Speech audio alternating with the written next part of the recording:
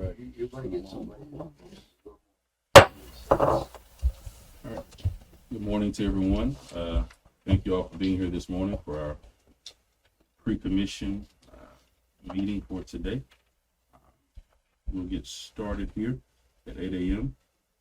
and we're going to jump down to our new business to provide us some discussion for old business and number 10. So let's start with number 11, 12, 13 as it relates to the Mayor Pro Tem resolution. Are there any questions about that? Yeah, I don't know if you guys saw that. I kept it pretty simple. Like we talked about at the last meeting, recognize that we appointed, whatever it was, in May or June, seat one, and just say it's going to rotate annually in the first meeting in May. You know, no magic to it. So the only question I had is when number 2 takes over, when will that be? First meeting in May. First Yeah, week, okay. yeah. So you get shortchanged a couple months, but that's fine. And are we going to put that in the charter? Or is that No, just well, something? that's just a resolution. Yeah, there's. So it's something they could put in the charter. Yeah, I mean, they could, because I think I referenced what was actually in the charter, which was not a whole lot of anything. It just said, you know, you appoint one of your own. So it was in the charter originally. Could- Well, okay. no. Well, No? Oh, No. what's in the charter is that in the absence of the mayor, the remaining commissioners appoint one of their own to be the chair of the meeting. Right. okay, But it doesn't mean right. for how long. It could be just for that meeting. You know. Just a thought, runoff is usually around May 18th, 17th, so you won't have a mayor until that second meeting in May. So wouldn't you do the mayor pro tem the second meeting in May if you were to have a runoff? Well, I think what we talked about mentioned at the last time, and so we're saying that, Oh, because they're offset. Yeah, because you're going to go 1, It's 2, gonna 3, rotate 4. years anyway. Because one and Can't by do the a time runoff 1 and goes 2 to takes extra meeting over, with the other guy. by the time 1 and 2 takes over, there won't be election for 1 and 2. By the time it goes to 3 and 4, there won't be election for 3 and 4 The way either. it's falling. It should stagger. Yeah, the way we did it in order, That's I right, think it's going to, you're always going to Okay. have somebody in that seat. yeah, so the seat 2 It'll will be, be it'll be next 1 time. and 2 next time. And it'll be C3 by now. Yeah. So the 2023 election will be the seat 3. It'll be 1 and 2. Seat 3, Mhm. which won't include. Won't include anybody. Right, yeah, 1 and 2 won't be up for Yeah, re-election, seat 3. so we wouldn't be worried about that. Oh, I guess Wouldn't I you sorry. be up to for That is re-election these Sorry. in 20? They will already have served Yeah, as mayor but pro C3 tem. will so- already be mayor Yeah, pro tem. okay, Right, Yeah. so you won't be waiting on 1 and 2. okay, gotcha. Any additional questions? No, that. All right, we're looking at the first reading of the amended ordinance, 1115. Kevin? Yeah, so round 2 on that one, kept the same permitting and appeal process in place, but just made it really clear it's only city-owned park streets, right-of-ways, city-owned facilities, and we'll still have that 50-person threshold. And like I said, if you're out renting a building or whatever, I mean, it's not going to affect any of the run-of-the-mill stuff. It's really, you know, it's truly special events using city facilities, city parks, streets, and right-of-ways. The rest of it's, you know, largely the same. I just took out anything that related to private businesses. I was happy with this excludes personal and commercial business, private business. Want to make it really clear. to That's everybody. real easy, yeah. Yep. That's easy to understand. Yep. So, and that'll be first, you know, we've got to start over on that, so that'll just be first reading, and then we'll advertise it. Right. And number 15, discussion and possible approval of value engineering components of the Lynn Haven Fire Station. Chief? So basically, I think it was about a year ago, the commission approved us to go out to repair from Hurricane Michael. The initial bids come in, the lowest base bid was $632,000. And then we had some addendums that we wanted to try to do, but with the cost of everything, we kind of scaled it back. After sitting down with the engineers and the contractor, we were able to get everything we needed for about $532,000, and that's going to put us back to where we were pre-storm. We do have an HMGP grant that we're going to try to harden the building. It's in the review stages now, so it's more likely gonna get approved. We just don't know when. But this will get us by. We haven't had bay doors in over 3 years. So all your equipment, all your money that you're spending down there is deteriorating because of the elements. So that's where we're at with this, and we're asking for approval to get our station fixed. Is that in your budget? Do you already have it in your budget? No, that's the storm budget, and that's the budget that's already included, and I think, and I've shown you guys a couple of times, but that's in the storm budget as part of the insurance money, because with FEMA, they only gave us $64,000, and because they gave us that money, we have to take that through FEMA review. So it's gonna take a minute before we get started on this project. But this is coming out of insurance money, Yes, ma'am. and we've got that. Yes, ma'am. Okay. And I don't know how many of you have had a chance to see the fire station. I can't remember, what do you have, what are you using to sort of tie it down? Is it like, Well, we got ratchet straps holding doors up, walls together. The whole south end of the wall is just dangling. In fact, when this last tropical storm come through, I'm worried about collapse. That's You know, my guys are out there, guys and women. They're out there, that building's ready to fall on that side. So, Speak on that, we have nowhere safe, and I learned that the other day, for first responders to go to. Because my first thought was to go to his station centrally located, but I'm not putting my people in those bays, or our vehicles in those bays. So when it goes to FEMA, is there a process where they can expedite it, since this is a safety thing? Where it holds up is in EHP. Right. We don't anticipate it going through there. That Right. that particular one. We're hoping it'll go through, say we've checked all the boxes, and then move on from there. it should be a fairly quick It should. process, Okay. because we're not changing the footprint. Right. You know, we're not breaking ground on anything, so environmental review should be pretty quick. Pretty quick, even if it goes through. I just want to know if you've been riding around town in your new fire truck. No, ma'am, not yet. Don't even have a tag on it. Pretty yet. cool. We're working on it. I'll be taking that to lunch. And stuff. So, yeah, you're the police chief. You'll be all right. Yep, we're gonna bring it up once we get everything situated. Give him a ticket. So it'll be all right. Attack. Yeah. any additional questions for? Chief The Conjure? question I had, I think you already answered it. I noticed that there was a change order on here. So that change order happened before they put it out for bid, or that happened after? After. After, Those change orders were the effect of trying to reduce everything down. decrease. Okay, You Either know, way, we're gonna try to buy some of the stuff to save some tax money. okay. We went from a standing seam roof to a regular screw down roof. We're gonna do the insulation on our own because it's a lot cheaper. So there's a lot of things and those were those change orders are coming from. Okay. so one of the Thank you. things, just so you all know, that when we get those bids in and we see the lowest one, and what takes us so long sometimes to getting it to you is because we're researching how to get materials that are a little bit more inexpensive but still have the best. And then we sit down, Mike McDonald did sit down and work with the bidder, and there were some things, that's where you come in with the change order, because we're changing a few things that where we can scale it down but still have a good building. Okay. So that's what takes a long time.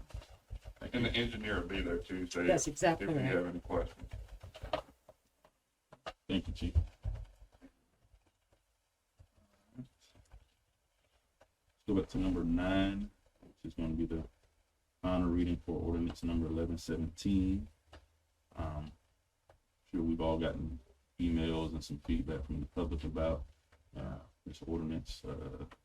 Local realtors group CPAR, they sent out an email with their position on it, and several developers or investors in that area have also sent out some emails. Thank you all for tagged in those as well. So, so with that, some are suggesting to not touch it at all, leave it as it is. Some are asking for the sort of 1-year grandfather clause, which the planning board proposed. So, just wanted to see your thoughts on it, Commissioner Perno, Commissioner Tender. What are your thoughts on this? I'm okay with the planning board suggestion for 6 months, a year, before we, because people do have investments out there. I read the emails, I spoke with people. I do, I feel like we're protecting that historic area, I feel like it's a, it's either now or we just watch all those corner lots get dissected, and what's in the box for people, I totally understand. They have hundreds of $1,000s invested, so I'm willing to see it from both ends. Yeah. I guess my concern is if you do make it 6 months to a year, and let's say they all start building really quick, are we going to be able to stay up with the infrastructure for that? So There's only so many, at a 6 month period, you can't dissect the lots anymore, so it's basically what's in the system now is what. So you're recommending that we do cut it off now and not allow them to start buying up? Well, To you have to dissect. give them the people who've already done it, there's like people that are Right. about to, they're like 2 days away, from the emails I read, and, and it's like, and I wouldn't stop anybody from doing business as they presently project, Mm-hmm. and the people I talked to said 6 months would have been fine for them to get their projects going, so, Mm-hmm. Well, what if it's stated in a way that I thought it's stated, isn't it stated for 1 year, or is it stated? that was the 1 year? Yeah, I mean. See, I just feel like giving somebody a year, I could go out and buy up so much property to make your head shake. Well, you could do 6 months, because everyone I talked, the builders I talked to, or the people, the speculators, the emails I got, and I spoke to a couple of people on the phone, and said 6 months will be fine. I got a lot of money tied up in it, so. Well, if they've already bought into it, they're grandfathered in, right? I mean, if they're already, Not if they don't No, have no, if they don't the start I building definitely want to hear from Amanda. Yeah. I kind of have a suggestion. Maybe if you were thinking along the lines of giving them 6 months or a year, and that is perhaps anybody who's already bought a property Right.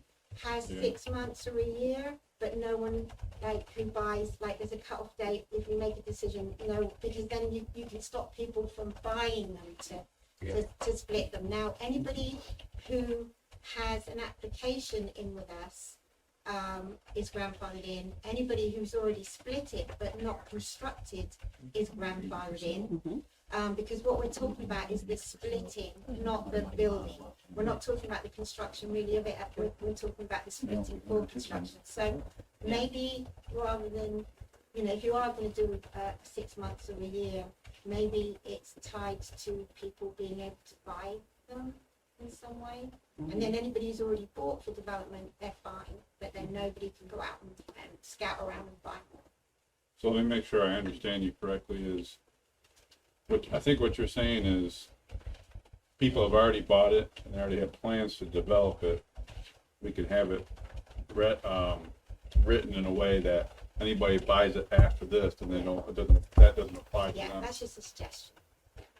That'd be a way to That's allow what the we're others saying. to have their time, but not be creating a Right. problem.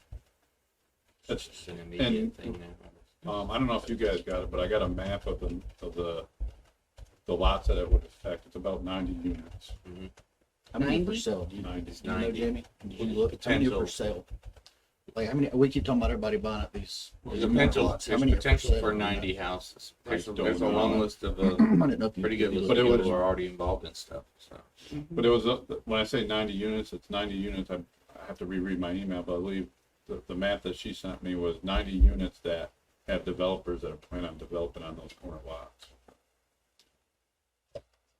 But I wonder if they've already spent money or are they just planning on it?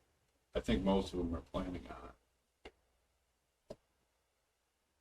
Well, I mean, they bought it with the intention to spend. Right, can't So- change the rug out from under them. That's not right. Right, you got any thoughts on it, Commissioner Aldridge? No, I mean, I agree, it's a delicate situation. You have people that have invested their hard-earned money into an idea to make money. And it's, to me, it's not right just to yank the rug out from under 'em. On the flip side, I do want to keep the historic look to and feel to the neighborhoods over there. I love history, so Yeah. it's just it's a fine line to walk. Just try to do it right, best we can by all parties. The other thing too, and I'm gonna bring this up because I know it's coming up and I've been talking to Vicky about it, is the fuel depot project. It's coming. They're here. And they have the money to buy up anything on Tennessee, on Fifth Street, any of those streets over there that are going to become destroyed. When they start building out there, the only way to get there is down Tennessee, 14th Street, and the trucks and all that building that will go on for years. 10th Street, right? They will trash it up. Yes, 10th Street.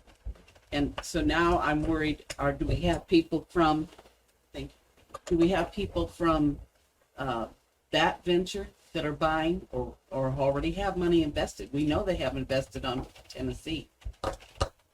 I mean, I don't know. I think we need to look about everything, not just cutting off somebody because they have money. I mean, we have to look at the future. I have no problem, by the way, with the fuel depot as long as they stay behind the fence. I have a problem with them building on Tennessee. It's encapsulated back there. So I don't know. I mean, I don't know if there are other big projects like that. So, I'm sorry, I didn't mean to interrupt. So again, my biggest concern is if we do this, if we all of a sudden have a big surge of all these buildings going on, are we be able to support the infrastructure, the water, the sewer? Pretty sure they're already gonna happen. They're all in the pipe to be done in the next 6 months to a year. So the So answer to they your were gonna question is happen no. either way. well, before I go, you hear his, Chris and Bobby, do you hear Commissioner Ward's question about being able to support infrastructure if there's an influx of building in that 1911 area? Well, the existing infrastructure is set up with a lot of the lots. So every time they split one, you typically have to go in and cut in a water line or sewer. Shouldn't every lot have its own sewer and own water? It Yeah, does, it does. And the but bigger they're lots larger get lots, dissected, so- you have to cut another. No, they put them like every 100 foot. So the ones that have been split, they actually go out and put in They additional. typically have to add another service when they split it. I'm sorry. Okay, sorry, all right. So, Mr. Baker, you're saying that they'll have to, so will they be able to support the stormwater infrastructure? Well, it depends on where it is. The city, the stormwater infrastructure is pretty well set, so the more you add to it, the more straight it gets. That's the part we're talking about, right? Just the old plat, Right. 1911 plat.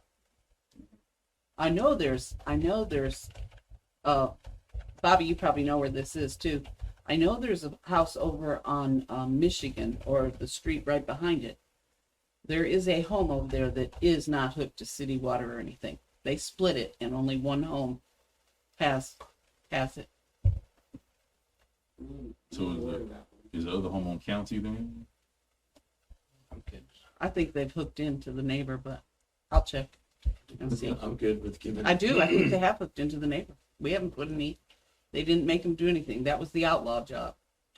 Do you mind if I ask Bobby to come up and you can ask him if you guys have any other questions? Because I know it's hard for everybody to hear. Oh, Yes. Bobby, would you come up so everyone can hear your answers, please? So what was the next question? Any other questions for Mr. Baker regarding stormwater infrastructure in that No. area? you're just saying that if we do this, the splitting, and they've already been 90 or however many have already got money invested and everything. I talked to somebody yesterday about a water availability thing that the homeowner can call in. They've got a vacant lot. Right. And they'll fill that out so they can see what it would cost to hook up to city water. They never had city water before, Correct. Michael, and then they had to remove their home. So now they're trying to find out what it's going to cost to hook up to city water before they decide to sell. Right. And that's a corner lot, by the way. Yeah, and it varies on where the utilities are located, if they're on the same side of the road, the opposite side of the road, or Oh, I see. if we have to dig in the middle of the road to get to the main to tie it in. Now, some of them, the utility, if there's an existing sewer line, depending on what size it is, they can wire it at the property to get to one, if it's a 6-inch line versus having to cut a whole new tap. Mhm. And that might be what you're talking about, that one house, you know, if that pipe was big enough on Michigan, you can tie two of them together, you know, wire it off. Mhm. But yeah, it'll increase the stormwater. I mean, anytime you add impervious area, it's gonna add to that particular area. And I think we know that, it's just, would we be able to handle it is the question. And it depends on where it is. And I don't think you're gonna get a bum rush. I think it's just what's in the pipe, what people are planning. It's already going on. It could be lots that drain directly into the bay, it doesn't even affect, you know, the system. Or if it's the ones in the center of town that, where the ditches are much smaller, it could affect, so it's location. That's part of it. I like the way Amanda recommended that it be worded, so the people who are in the pipeline now, so to speak, Yeah. I think that's right, and I think Can it go should on, be, but I it would should, stop. we should do a 6 month, and if anybody needs to go beyond it, they could come to the commission or come to the city manager like the people with the trailers in their yards did. You know? Are we asking them to start building within 6 months? No, Do no. the- I don't care if Complete they- the lot split. I mean, right, you're Yeah. gonna have to do a lot split application. But I'm just getting clarity on what we're asking. Yeah. There's a Yeah, I mean, I think it's actually do the lot split, right? That's what we're talking. I think that's exactly right. Yeah, I think he's talking about being owner of record. The people They that own they already own the addresses. They have the money tied up in it.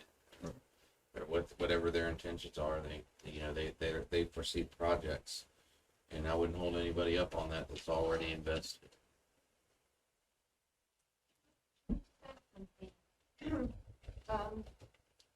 Originally, the minor subdivision, being able to split a lot with a minor subdivision, you can only do it one time. The way that it's written in the code is you can split it one time as a minor subdivision. If you split it more than once, then you're supposed to follow subdivision rules and requirements, which are stormwater, sidewalks, all of those things that you require in a subdivision.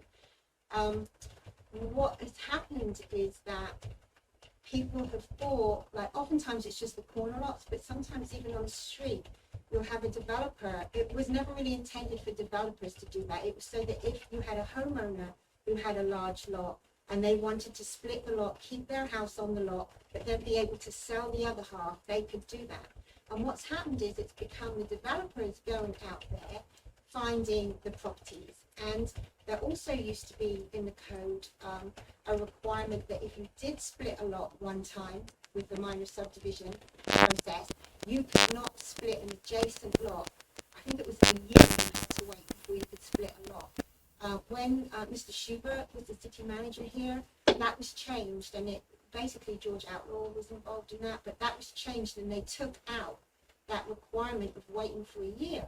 And so now on some streets you've probably seen where there's been like a street and a parcel of land has been bought up and they've split them into 6 75-foot wide lots. Now with this change, you've probably noticed people will still be able to build on a 75-foot wide lot if they have more than one lot. If they have, like, let's say 3 lots, but the square footage has to be 15,000 square feet.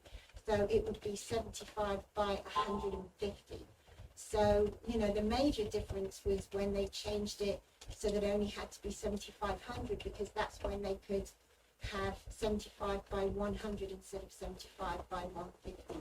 But I just wanted to kind of make it clear that the whole point of a minor subdivision was just for people to be able to split it one time.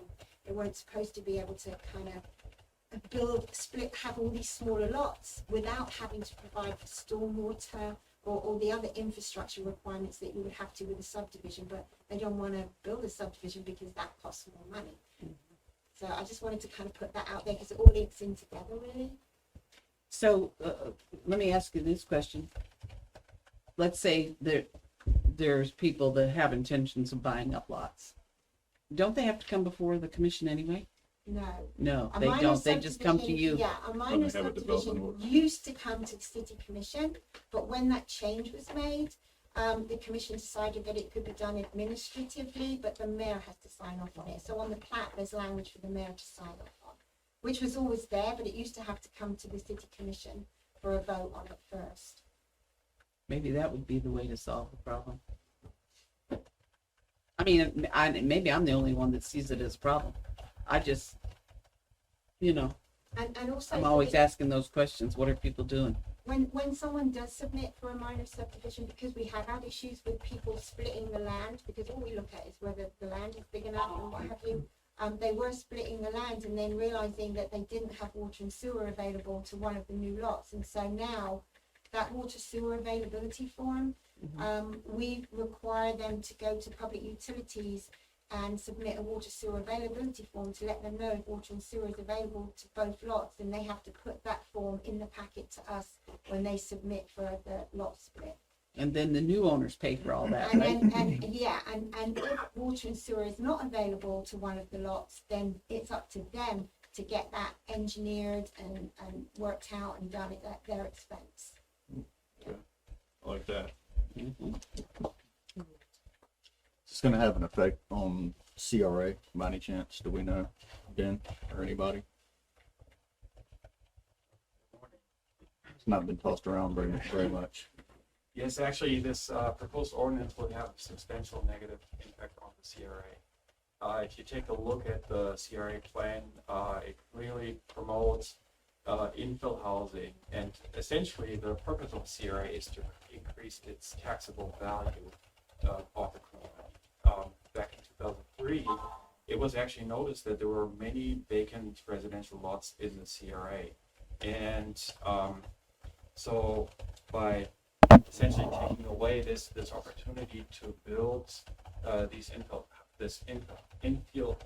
housing, that reduces the opportunity for private property owners to develop these lots. In terms of the infrastructure, I would like to point out that in our historic area, the backbone of our infrastructure is in place. Whenever a new development occurs, the property owner or whoever builds the house has to pay impact fees. And these fees are calculated to offset the additional expenses at the water plant, at the sewer plant for the expansion, for the additional use, for the additional need of water supply and sewer treatment. In terms of stormwater runoff, I would agree with Bobby that any new development creates new impervious area, and therefore new runoff. At the same time, especially the CRA has been spent money in the last couple of years to make some stormwater improvements in the CRA. So while we're promoting new developments in the CRA, I think it was also important to add to my project list, to the CRA project list, improvements that would, in regards to any stormwater issues. We have been focusing on the stormwater master plan in that regard, and kind of like as a guidance to identify the areas that are kind of like the hotspots in terms of stormwater flooding, and we have been working on resolving these issues. I did prepare a memo that kind of highlights my point of view of this ordinance, and I would like to share this with the commission, if that's okay. Yes.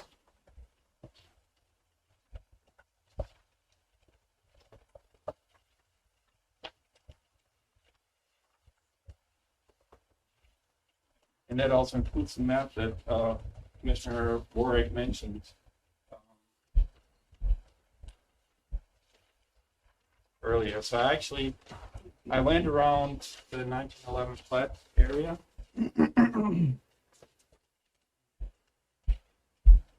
To better understand how many lots are we actually talking about?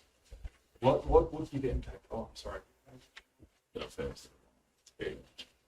So I counted, and I counted 90 potential corner lots that would be impacted by this.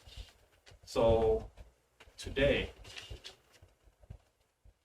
the property owners could build, in theory, 180 new lots, new houses on these corner lots.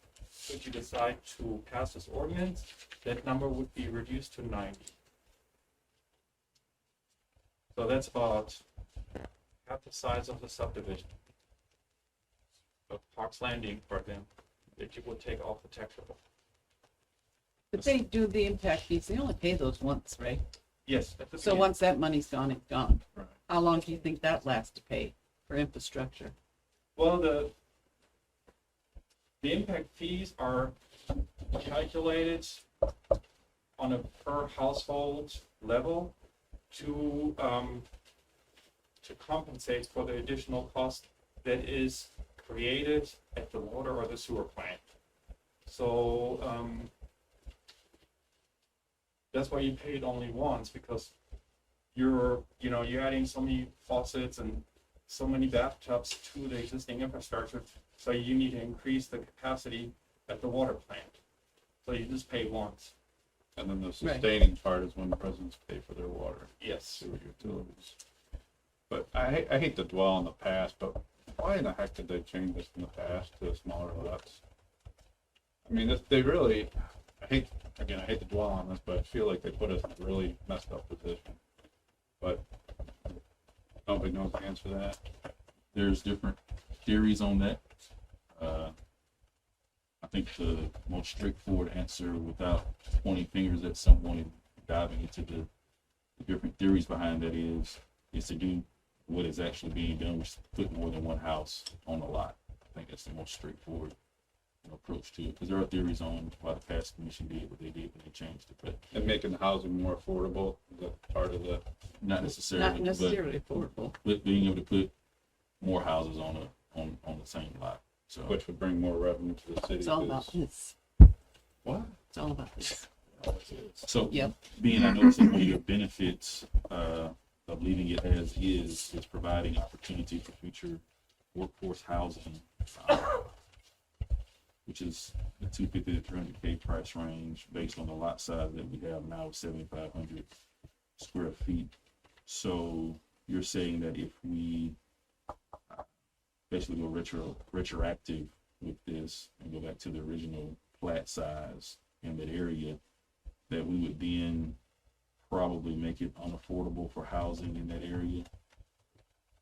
In my opinion, yes. And it has something to do with the real estate market dynamics.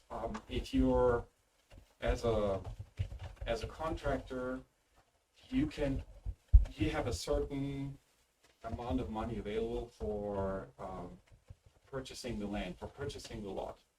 And because you know exactly how much the house is going to cost, you know exactly what the impact fees are going to be. So that, and you know what your profit margin is.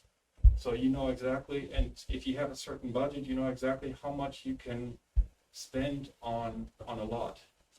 Now, so right now, these 75 by 100 foot lots, the market value right now is somewhere between $40,000 to $50,000, depending on the location. Should the minimum lot size increase to 15,000 square feet, that number would go up. So you would be paying probably between $60,000 and $70,000 for that lot, simply because of just the larger size. In order to maintain this profit margin, you would have to increase the size of the house, and suddenly you're looking at a house in the $500,000 to $600,000 price range. And if you have $500,000 available to purchase a house, realistically, you wouldn't be looking at the historic part of Lynn Haven. You would be going to Bay Point. You would be looking at College Point. So there are, each area here in Bay County, from a real estate perspective, has a certain price bracket. And I would consider the historic part of Lynn Haven to be in the $250,000 to $350,000 price bracket. And that's why it would make it more complicated to actually advertise or sell these lots. or do something with these lots. Because people would be simply taking their money and invest it somewhere else. It's a good point. I mean, if you a very legitimate point that if you have somebody that's spending $700,000, they're probably not going to go look in the 1911 plat area to build a home. I don't know if It's any just the fact. $500,000 house is being built anywhere and at all in the historic plat. Well, down by the water. Down by the Yeah, water. but and that's along. an Oh, exception. absolutely. Yeah. And I think, I But, guess, but I'm just saying that, you know, you could still build a $300,000 house on that type of, under the old 15,000 square foot and probably still profit. You know, that's all valid points, but I mean, are we gonna protect the historic area and preserve it, or are we just gonna let them rape the land? That's And you're speaking from a real estate viewpoint, and I understand that. Hence all the emails we got from, is it CPAR? They all sell homes for a living, so they want to sell as many homes as they can, so I get their viewpoint. Can I just add that it's not correct that the minimum lot size will be 15,000 square feet. If people have, if you look on page 2 of the ordinance, where that table is, the minimum lot size, if people already have a 50-foot lot, they can build one 50-foot lot. So the minimum lot size would be 7,500 square feet. If they have 3 50-foot lots, you could build 2 houses, and so that would make the minimum lot area 11,250 square feet. So developers could still buy up lots, but they could buy 3 lots and split once. And then they would have, because you still can have 75-foot lots, but they have to be at least 150 feet long. So you can have lot sizes of 11,250. It doesn't have to be 15,000. We Right. would look at this chart. How many of these 50-foot lots are left that are separate? Individual ones, Yeah. I don't know. I Pretty don't much know. not. No, they're out there. We get calls, you know, developers will call us and they'll say that I found a 50-foot lot, is it buildable? And we look in the 1975 tax rolls and we'll tell them if it's buildable. Now, I haven't sat down and looked to see how many, that's more an economic development perspective. But That's why I'm bringing it up. It's there. But they can, what I'm saying, I'm just letting the commission know that they don't have to be 15,000 square feet. Developers can still buy 3 of these lots. And instead of buying 2 and splitting them down the middle, they can buy 3 and make 2 lots out of the 3, but they'll be 11,250 square feet. I just wanted to bring that to your attention.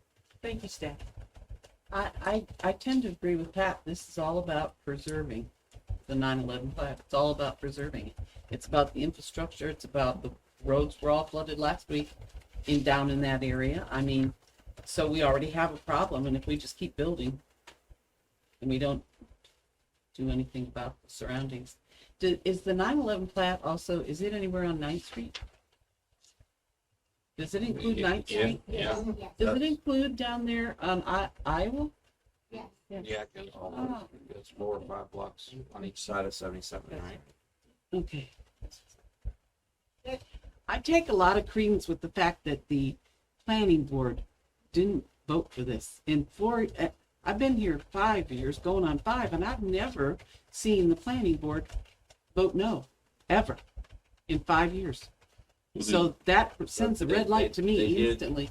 They said it was okay if it was a year, right? right, they voted Yeah. yes with that They caveat. voted yes of- with the caveat of give them a year. of that year. All right. What's the school? And when I talk, the builders I talked to, they said six months. But people who are in the pipeline would be 6 months. They'd be happy with it. But I'm, you know, I think we've thrown it all up there, balls in the air. My question is, I haven't read Ben's memo, but is he suggesting that we? I guess I'll ask him the question. Is he suggesting that we delete the CRA from that? You know, like That's on 9/11. Well, I think that's CRA. CRA is a huge part of the core there. core. Yeah. Yeah. My suggestion would be not to pass the ordinance. And so he's suggesting no on those. All right. Give you something to meditate on over the weekend. Chew on the weekend. Thanks. I had nothing to think about. Number 10, discussion and possible approval of storm water rates resolution. Yeah, this is the final step in your stormwater assessment. So to get it adopted, you have a public hearing needed to take place on or before September 15th. So we've got it set up for Tuesday night, and it's just your final resolution. It will be, if you guys adopt it, it will be an annual thing. So you'll have an annual resolution every year on or before September 15th. So keep that in mind. You can always adjust rates, up or down every single year. I know the consultants have talked about that. They've got projections, but you can do. It's sort of a faucet you can turn on and off throughout the years. But this is just the final step. This actually adopts the assessment roll and directs it to go to the tax collector and get collected on the below the line on the tax bill starting in November. Somebody asked me a question, and I didn't know the answer. They said, since it's an assessment that's going on the tax roll, could we literally take their home from them if it didn't get paid? It works. It's not a tax; it's an assessment, but it's collected in the same manner as taxes. So, just like if they didn't pay their property taxes, I mean, it all gets lumped in there together. So could they lose their home? Right. If you, just like anybody who doesn't pay their taxes, a certificate gets sold. If people buy the certificates and wait, I think it's 3 years, they can come and get a tax deed. So you can certainly lose your home for not paying your taxes, which includes the assessments. So that's true. Okay, yes. Yeah. Well, I guess the better question would be, I guess in clarity on what Commissioner Tender is asking is, like when we pay our tax bill, say tax bill is total $3,000, we see how it breaks down. If I only pay $2,500, am I saying I'm not paying the $400 on this, but I'm paying the $2,500 on that? So essentially, we wouldn't be the ones taking their homes or their tax certificates. That would be the tax collector's deal. Yeah. Well, Well, it'd be an investor would buy, so there'd be a certificate issued for whatever the unpaid amount of taxes are, and investors look at that stuff every year when they see it in the paper, and all the names of people who didn't pay their taxes. So whether you just partially paid or didn't pay at all, Yeah. an investor could go in there and buy those, and then if it gets redeemed, they get a little bit of interest on it, and if it's not redeemed, they can apply for a deed after 3 years. Because the partial payment isn't going to say, well, the $139 that you owe City of Lynn Haven, well, Right. you're $139 short, so we're just going to say that you pay the City of Lynn Haven. Mhm. So you're not going to not be able to partially not pay the City of Lynn Haven. It's just a non. That was just a question one of the residents had asked me. Going like this, could they actually lose their home? But I would imagine it takes quite a while before they get to that point, wouldn't it? I mean, Yeah. like, let's say 1 year you don't pay, they don't automatically take your house. No. There's a Like I said, process. somebody has to buy that. Somebody has to basically pay it for you. They buy that tax certificate, and then there's I think it's 3 years, or maybe 2, but it's got I think it's 3 years of buying the certificates before you can apply for a tax deed. That's when it's taking some So it's a minimum of 3 years for it even.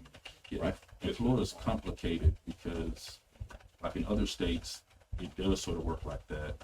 But with Florida, it's if you don't pay for those 3 years, 3 different people can buy that tax certificate each year. And then you have to take that tax certificate and then go to the property. Although I have the tax certificate, I still don't own your home. Right. It's just more of an investment. It's an investment. And then I go into the tax property, I say, hey, I want to get my money back. So then they have to actually auction off that tax certificate, and then whoever buys that tax certificate Gets their money back. Then you get your money back, and that person gets the deed. But if you have like 7 different tax certificates out there, and that's 7 different people who own tax certificates, so it's really going to. I would think that would happen more with death or something. If somebody died and a piece of property was just sitting there. Well, if you have people that are like out of state who don't pay their taxes, and so you can go online and just see how many years they haven't paid taxes on that piece of property. So but it wouldn't be us becoming the possessors of that. Right. So essentially, no, we don't take your home if you don't pay the stormwater assessment. That's a property tax issue and not us. I did do some research just on stormwater assessment and seeing how other cities who have stormwater issues are trying to resolve those issues, especially like cities in the Bay, like Bay areas throughout Florida. And seems as if within the past 2 to 3 years, stormwater assessments has been what cities have been turning to try to make it affordable to be able to handle their stormwater issues. Larger cities, smaller cities, so stormwater assessments are becoming popular with other cities that are having stormwater issues throughout Florida to try to handle that issue. So the beach has had one since 2006. I Okay. think. I'm not sure if Panama City has one now. Panama City Beach has one for sure. And I guess one of the things in communicating with our citizens is Lynn Haven is not unique within Bay County of having stormwater issues. I mean, one of the reasons I moved to Lynn Haven was because Callaway floods. So that's one of the reasons I moved to Lynn Haven, because storms come to Callaway and people's houses flood. So that's why I didn't move to Callaway. Land was cheaper in Callaway. The same house in Lynn Haven is $250 and Callaway is $200,000. But you're getting into a flood zone. And so we're not the only ones that's trying to deal and fight with the stormwater issue. We're just the only ones that get publicized about it. It's Bay County. Bay County's elevation ranks 20th amongst 67 counties in the state of Florida. But Bay County's lowest elevations are 65th out of 67 counties in the state of Florida. So, our average elevation is 20th, but our lowest points are 65th out of 67. So I guess In fact, just trying to help our community understand that, hey, when you go to Kensaw Park, when you go to Porter Park, you're literally at sea level.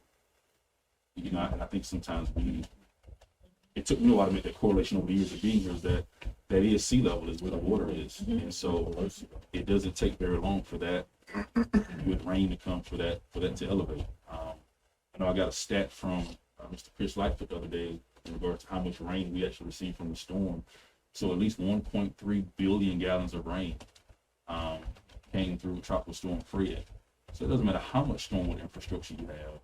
When you get 1.3 billion gallons of rain within that time period, you want to have a disaster of some sort. Well, and even as you see, I mean, I think there's still remnants of Fred going on. And when you see where I'm from a little town in central New York, and they had water problems just from this storm, and it happened way down here. And I know there's other states that have had problems too, and I understand there's a lot of different variables, but yeah, this was a lot of rain. And people don't think about the aspect of, and it's been brought up immediately after Michael, it was brought up that this would be an issue by the county and Bob and them. I remember he did a whole presentation on the lack of trees. They drink 100, 200 gallons of water during one of those rain events. Yeah. And they're not there drinking that water. And it has an effect. And I know there's things in the past that, the city has caused some problems that we need to fix, and that's really what I think this assessment fee is trying to do, because if you kick the can down the road, again, we're gonna be looking at this, and then it's gonna be that much more expensive to fix it. Just like your car or your house or something, if you don't do preventative maintenance, then you're gonna end up paying a lot more in the long run. So, and that's one of the things I campaigned on, the stormwater, and I know a lot of people are like, you need to fix the stormwater. Yes, sir, and here we are. And I guess also in communicating the stormwater, City Manager Gaynor did send out a project list. I think one of the things is just reminding people that in those Stantec workshops, they went over the primary project areas from the stormwater plan, and we've been the stormwater team has been accumulating additional projects as the stormwater as the rain events have happened. So it has to rain in order to see whether or not the stormwater is actually working, and then you go back and assess and then try to fix the projects from there. So I guess with the assessment, if we don't approve the assessment or move forward with it, then we're still going to have to try to find a way to fund it. So that's really the issue, is how do you fund it? Right now we're borrowing $1 million a year from utilities, and they're not being able to complete some of their projects because they're having basically to fund stormwater essentially. And so then 20 years from now, utilities are going to have problems with trying to do some of their projects because we keep taking from stormwater. Right. So, Yep. Everybody. Yes. so yeah. Any more questions or clarity on the stormwater resolution, rates resolution? Final comment on this, I guess I would have is the lines I'm seeing drawn are the people that have newer homes that paid a lot of impact fees, and live maybe in a newer subdivision, seem to be, opposed to it. And yet the ones that live in the flood zones and in the areas that have water coming in and who I sympathize with, they're all for it. So it's kind of a, 50-50 split is what I'm kind of seeing. I mean, a lot of people they're being level-headed about it. No one's being angry about it, so to speak. So we all know we have a flooding issue, but that's the kind of the two groups I'm seeing here, Gotcha. Good point. And I'm sorry that, if you have a new house or whatnot, or you bought into a new subdivision that has new code, that doesn't mean that the city can't take care of people that did not buy during, with new code and new stuff and Right. an older home. Yeah. So we have to take those things into account as well when we get all these yelling voices in our ears. Yeah. And when you mentioned the flooding, I know during the tropical storm, chief and city manager and I rode through various areas, and phone calls were coming in and people saying, "Hey, I'm having flooding," but it wasn't actually water going into the home as much as just standing water in the yard. Mm-hmm. And so, I think we as commission have to make sure that we're able to communicate that water standing in your yard isn't necessarily equal to flooding.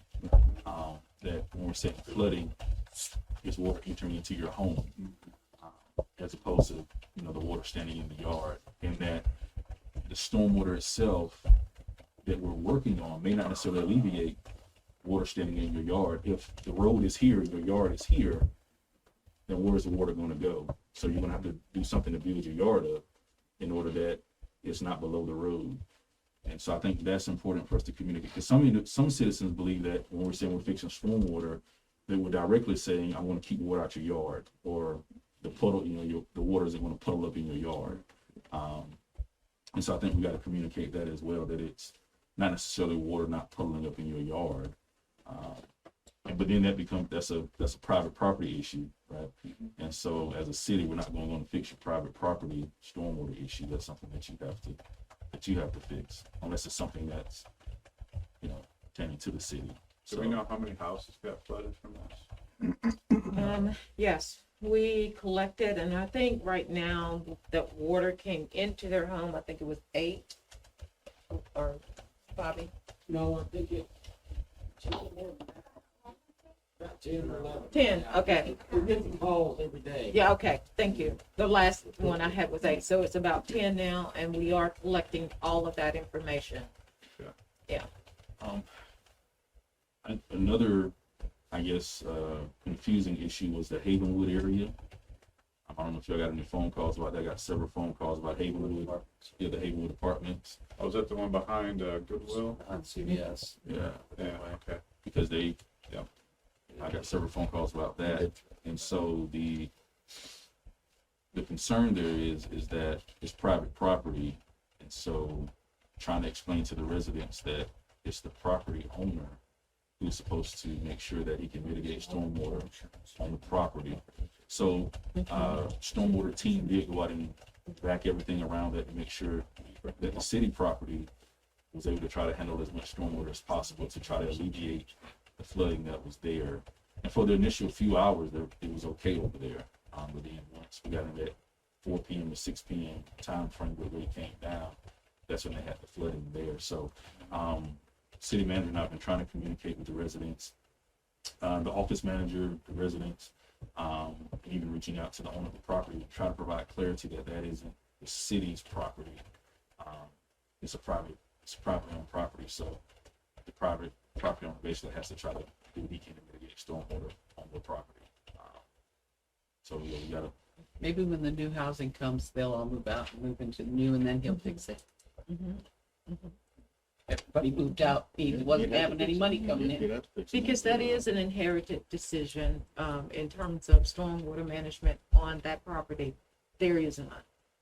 And you go down. You're exactly You drive right, down in the Commissioner gully to Ginger. get to the, And so that's going to be a problem. We don't have that problem now because we have codes in place that when the developers get ready to develop property and build subdivisions, they have to manage their stormwater. And so that's important. That is a key area when we're doing even these technical review committees. We zero in on stormwater because we know that is the key. So that's one of the things that we look at now. You know, previous, we don't know, but we just know now that we do look at those things. But that's one of the ones that's a prime example of no stormwater management on site. In GCUC, that's developing the property behind Ward Highland, or next to Ward Highland, they did create a swell prior to the storm. It just filled up, so then water ran over. But they did go out and try to help mitigate during the They did. storm. So that water, because we got several phone calls from residents on Dundee about water ran into their yards and. Oh, yeah, I was gonna ask about that. I went out there after it stopped raining, at the new development, they did some mitigation there. Did that end up helping those people behind there or no? Initially, no, but then they went back out during the storm to try to navigate a different route. And so what's happening, from talking with Chris Forehand and just sort of just thinking about logistically, they haven't completed the project yet. So I think when we had the previous rainstorm a few weeks ago, they just had dirt piled up over in the area because they weren't anticipating that much rain. And then that created a sort of, water diverting into those yards. But this time they did create a swell to try to Yeah, I prevent saw that. that. But the water still filled up and ran over. So then they came back out and did some more, dug another ditch to try to divert the water away from the housing there. So, but it may potentially be an issue with heavy rain until that project is actually complete. You know when that's scheduled to be completed?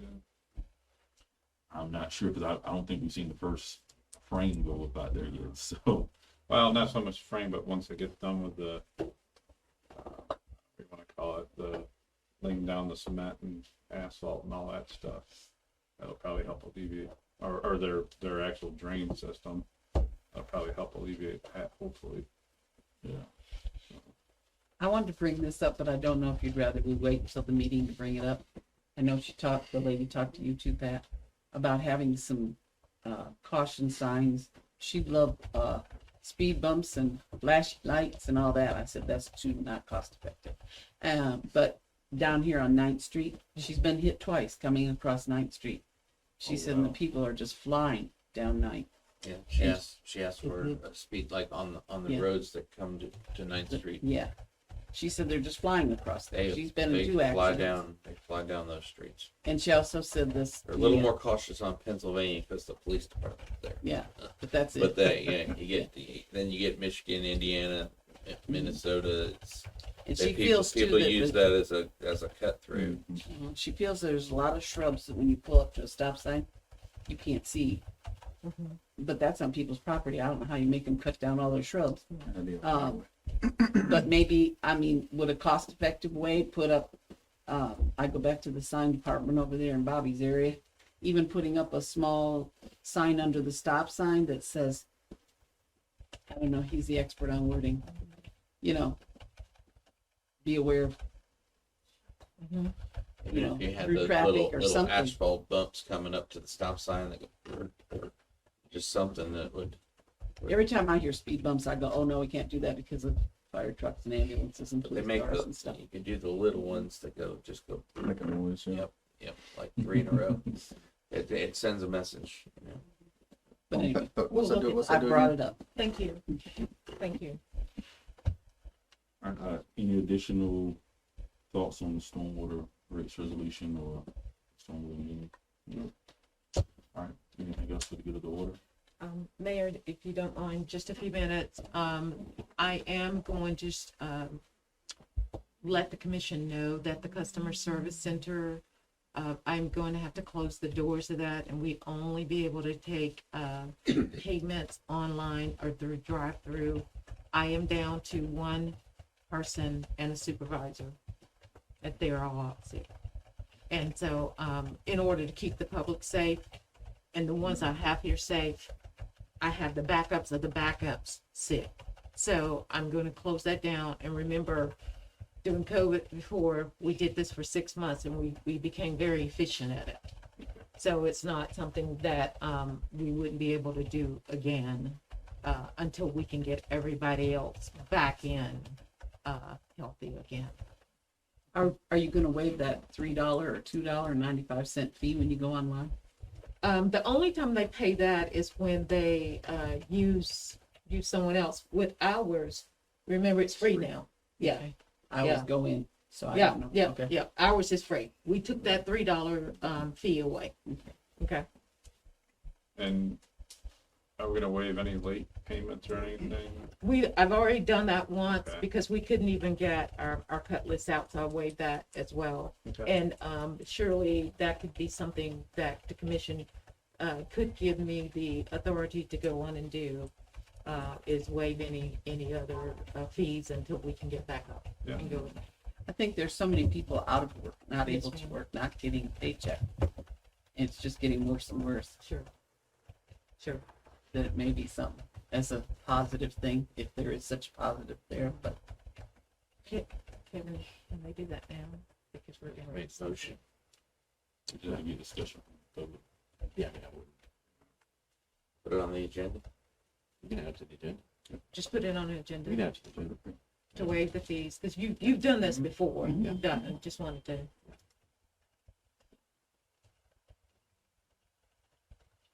Anything else for the good of the order? I'd just like to continue to hear from as many people as possible on these topics. Yeah. Especially the residents in the historic area on that issue, and anyone on the stormwater issue. I mean, I solicit everybody's opinion and want to hear. you No, sit in the thank booth up everybody. there, you'll hear. Oh yeah. Oh, yeah. I guess through official mediums like email or phone calls, I haven't gotten anything from the residents in that area, other just the developers and CPAR has been the one that I've actually heard from in that area. I've talked to. I've had a couple. I've talked to city manager a couple times. People come in and slap their assessment down. And Oh yeah. Not the it's all system. about the impervious stuff, about the you know. historic area. I've heard from the builders, and a couple of residents, but I'd like to hear from more people in the area that if they feel like they want to protect or preserve the historic area. I heard Yes. from one gentleman that owns like 20 lots, and only half of them are built on. So he's irate about paying on a vacant lot. All I can do is say, okay, thank you. That's all I can do is say. All right, well, thank you for your input today. Hopefully the dialogue was productive.